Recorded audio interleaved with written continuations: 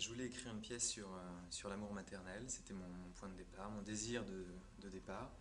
Et enfin, sur l'amour maternel quand il peut prendre une dimension un peu envahissante ou asphyxiante et en même temps tendre. Et en même temps, je voulais parler de ces femmes qui, pendant des années, se sont occupées de leur maison, de leurs enfants, de leur mari, sans véritablement prendre en main leur propre destin ou la préoccupation de leur destin, et qui un jour fatalement voient leurs enfants partir, leur maison vide, leur mari plus ou moins ailleurs, et qui vivent ça comme une sorte de trahison ou d'abandon.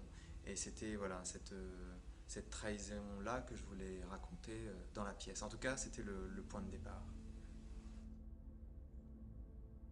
Mais c'est-à-dire qu'effectivement, elle se raconte cette pièce d'une façon non linéaire, c'est-à-dire qu'il y a souvent des scènes qui se répètent, mais toujours sur un plan de conscience différent.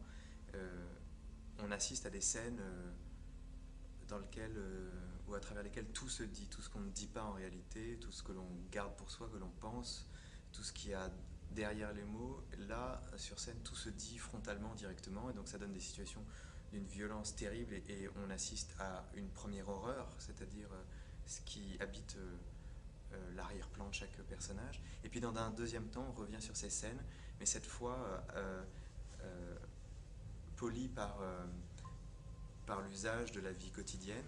Et donc rien de ce qui avait envie d'être dit n'est dit cette fois. On fait que des contours. On appelle ça voilà, l'hypocrisie ou la politesse ou l'absence de communication. Et on assiste du coup à une deuxième horreur qui est précisément que les choses sont tues et les choses sont dissimulées.